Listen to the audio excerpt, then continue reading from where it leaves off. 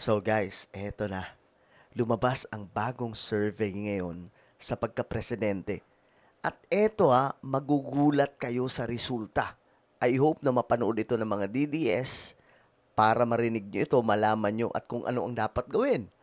Dahil mukhang may estratehiya ngayong ginagawa ang mga sangkay na magugulat yung mga DDS. Pero ito, tignan po natin ang resulta ng bagong survey sa pagka-presidente.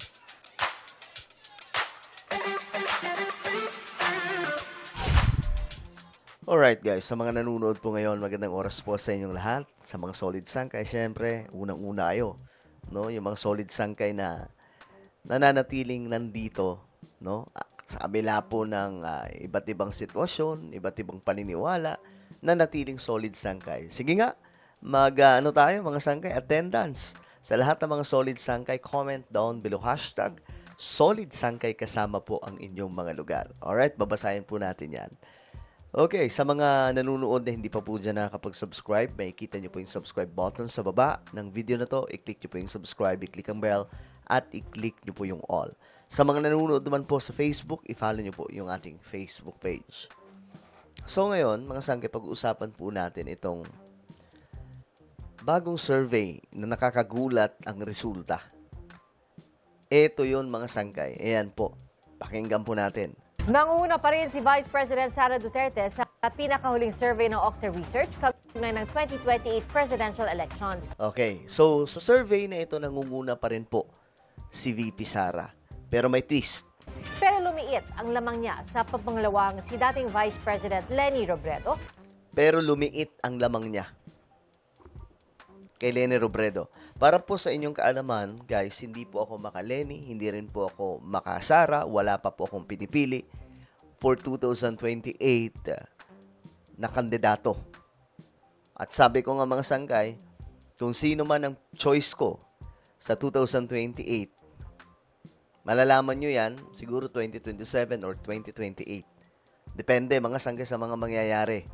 Pero isa lang ang masasabi ko, tatapusin po natin ang administrasyon ni PBBM, susuportahan po natin ito hanggang sa matapos ang kanyang termino, mga sangkay. Kasi siya po ay iniluklok ng ating Panginoon dyan At halal po siya ng taong bayan. Okay, so ngayon mga sangkay, kumbaga neutral po tayo sa dalawang to, Leni Robredo, Sara Duterte.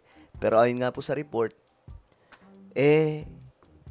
tumataas daw po ang ratings o bilang ng mga sumusuporta kay Leni Robredo ayon po sa survey ng Octa Research. Na umakyat naman na mahigit 10 puntos. Saksi, Cian Cruz. Sa pinakahuling survey ng Octa Research tungkol sa pre-election preferences sa 2028 elections, nangunguna pa rin si Vice President Sara Duterte. So ayan po, si VP Sara meron pong 33%. Nakita niyo mga sangkay yung pagbaba? Kasi dati, nasa 50% something, 40%. Pero ngayon mga sangkay, bumaba po siya. Negative 5% ang ibinaba ni VP Sara. Anong nangyayari? Bakit nangyayari ito mga sangkay? Sa 26 na posibleng tumakbong presidente na ibinigay ng Octa, pinili siya ng 33% ng mga respondents. Double digit ang lamang niya sa pumangalawang si dating Vice President at ngayon Naga City Mayor Leni Robredo. You see? Double digits pa rin yung lamang ni VP Sara. Kasi 33%, tapos si Leni 21%. Malaki pa rin ang lamang. Pero, itong twist. Tingnan nyo ito. Plus 13% dito si Leni Robredo. Ngayon, kita nyo mga sangkay yung change. Nangunguna si VP Sara, pero bumagsak ng 5%. Si Leni Robredo, pangalawa, pero tumataas. Plus 13%. Anong nangyayari? May momentum kay Sara pababa, may momentum kay Leni Robredo pataas. So, Anong strategy?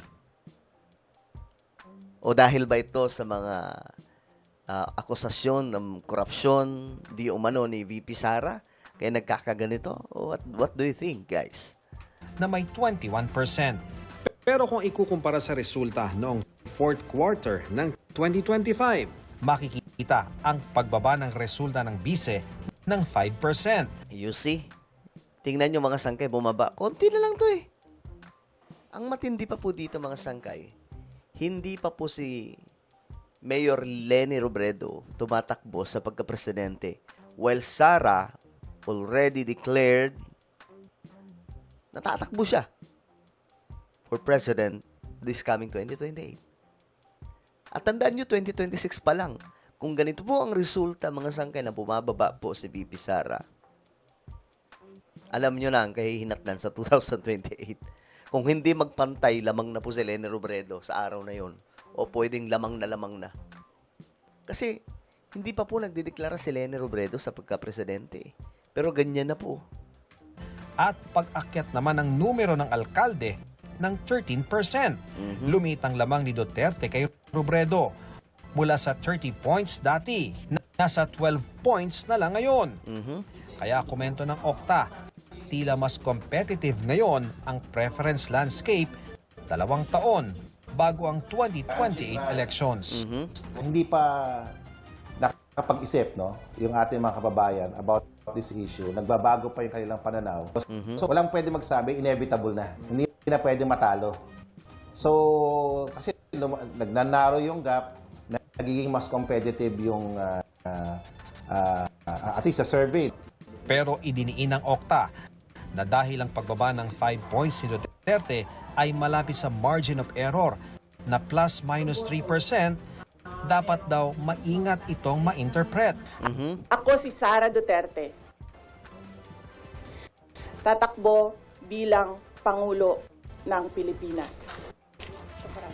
Pebrero pa lang, nagdeklara na si Duterte na tatakbong presidente sa 2028. Ang aga, no? Alam nyo ba lahat ng maagang tumatakbo sa pagkapangulo? Hindi nagiging presidente. Kasi bumabagsak sila pagdating sa dulo. Ito yung delikado na ginawa ni VP Sara kasi ang aga niya pong nagdeklara. Tanong sa Okta, bakit kaya bumaba ang numero niya sa survey? Merong pagbabago doon sa base niya. Maaari nandun pa rin yung base niya na Mindanao, Central Visayas. Pero doon sa mga lugar na meron siyang preference, kaya sa NCR, Balanced Luzon, talagang bumaba. And kaya namin alam niya kasi doon rin bumaba yung sa trust and performance ratings niya. Sa panig naman ni Robredo, simula daw umakyat ang numero niya sa pagbisita ni Pangulong Bongbong Marcos sa Naga. It's one of the turning points. Definitely hindi pwedeng hindi. Kasi wala akong masyadong ginagawa si VP Leni para ikampanya yung sarili niya eh. Yung konting ingin nangyari sa kanya ay nangyari dahil nung bumisita yung presidente doon. Okay, so isa pala sa nakatulong daw yung pagbisita ni PBBM doon po sa Naga. Alam niyo, na-topic na po natin ito mga sangkay, di ba? Mas nagiging interesado ang tao kay Leni Robredo at PBBM. At ang nakakagulat dito na twist kung mangyayari, kung magiging presidente si Leni Robredo at magba-vice president si PBBM. Tapos ang laban dyan, sinasabi ko sa inyo. Kasi, tingnan nyo ha, umaakyat, may momentum paakyat si Leni. Pababa si Sara. 2026 pa lang.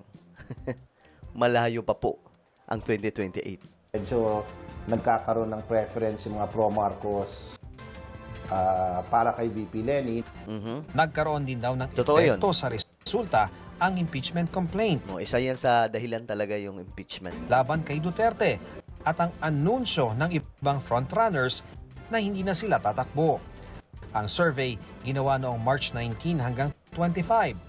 Panoong hindi pa sinasabi ni Robredo na hindi siya tatakbo sa anumang national position. Ever since man, pag kandidato pong Naga, klaro sa kuya na din ako mabalik ng national. Ano kaya ang epekto nito at nang gumugulong na impeachment case sa mga susunod na buwan? So all that negative talk coming out of the impeachment, her numbers might take a hit. And on the flip side, nagsabi rin si VP na hindi siya tatakbo eh. Part yun ng strategy. Hindi tatakbo para yung tao, mga sangkay, dumugin siya. Talagang makiusap sa kanya, please. Attorney Leni Robredo, run for president. Diba? So hindi natin alam kung saan pupunta yung preference ng mga kababayan natin na naghahanap ng alternatibo versus VP Sara Duterte. Sa survey, pumangatlo si Manila Mayor Isko Moreno. Alam niyo, sayang to si Isko eh. No? Kung ngayon niya naisipang tumakbo at hindi po siya nag-try noong 2022, panalo to. Number 1 to ngayon. Kaya nga lang masyado pong nagmadali. Pero, pwede pa naman mangyari ulit yon basta maganda po yung kanyang magawa sa Manila City. Alright? So, ayan po ang nangyayari. Tumataas si Leni, bumabagsak si VP Sara. Yan ang twist, guys. Abangan po natin yung susunod na survey. Anong inyong opinion tungkol dito? Nagulat ba kayo? Comment down below. Meron tayong YouTube channel. Ito po isang Revelation. Hanapin nyo po ito ngayon sa YouTube. Kapag nakita nyo na, i-click nyo po yung subscribe, i-click ang bell, at i-click nyo po yung all. Ako na po ay magpapaalam. Mag-iingat pong lahat. God bless everyone.